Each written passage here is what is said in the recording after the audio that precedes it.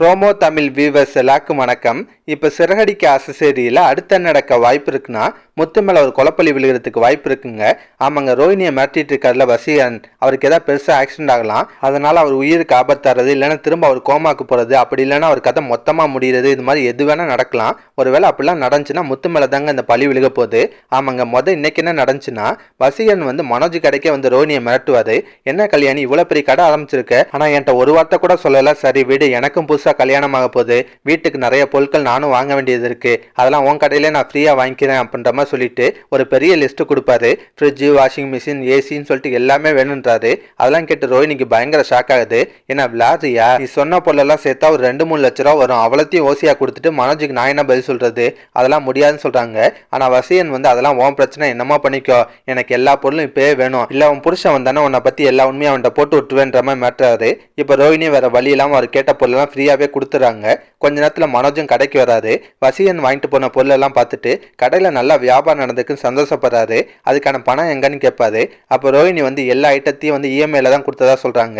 அதை கேட்டோன்னு மனோஜுக்கு செம கடுப்பாது. என்ன ரோஹிணி, அதான் நம்ம கடையில கொஞ்ச நாளைக்கு இஎம்ஐ எல்லாம் கொடுக்கறதுல முடிவு பண்ணியிருந்தோம்ல, அப்படி என்னை கேட்காம ஏன் இப்படி ஒரு முடிவு எடுத்தேன்னு கோவப்படுவாரு.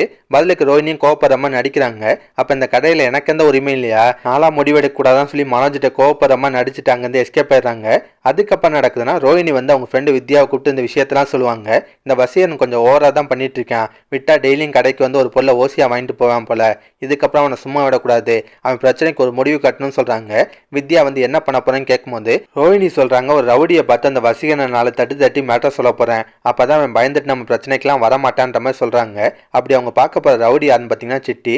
ஆமாங்க, ரோஹிணி சிட்டிட்ட போய் தான் உதவி கேட்கறாங்க. ஒருத்தர் என்ன ரொம்ப நாளா பிளாக்மெயில் பண்ணி டார்ச்சர் பண்ணிட்டு இருக்கான், நீங்க தான் அவனை கொஞ்சம் மிரட்டி வைக்கணும்னு சொல்றாங்க.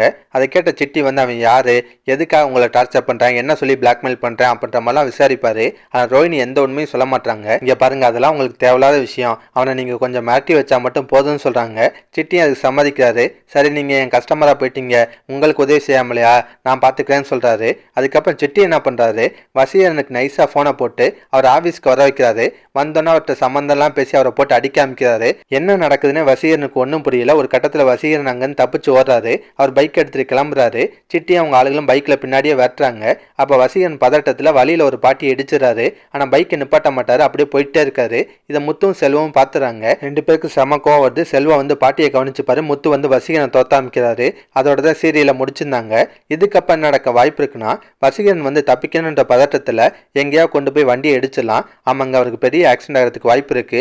இதனால வசீகரனோட உயிருக்கு ஆபத்தாறது, இல்ல மொத்தமா ஒரு கதை முடியுது, இது மாதிரி ஏதாவது நடக்கலாம். அப்படி நடந்துச்சுன்னா அந்த பழி முத்து மேல தாங்க விழுகும். ஆமாங்க, சிட்டி முத்து பக்கிட்டு எல்லா பிரச்சனையும் திருப்பி விட்டுருவாரு. முத்துக்கு வசீகனுக்கு ஏதாவது பிரச்சனை, முத்து வசீகன் அடிக்கிறதுக்காக துரத்துனாரு. அப்ப முத்துட்டு இருந்து தப்பிக்கும் போது வசீகனுக்கு இந்த ஆக்சிடென்ட் ஆயிடுச்சு அப்படின்ற மாதிரி பழிய போட்டுருவாரு. முத்து மேலையும் கொலைப்பழி விழுகிறதுக்கு வாய்ப்பு இருக்கு. என்ன நடக்குன்னு வெயிட் பண்ணி பார்ப்போம். திரும்பவும் டைரக்டர் ரோஹிணியை காப்பாற்றுறதுக்காக முத்தையும் மீனாவையும் கஷ்டப்படுத்த போறாரு போல. இதெல்லாம் பத்தி உங்க கருத்தை நான் மறக்காம கமெண்ட்ல சொல்லுங்க.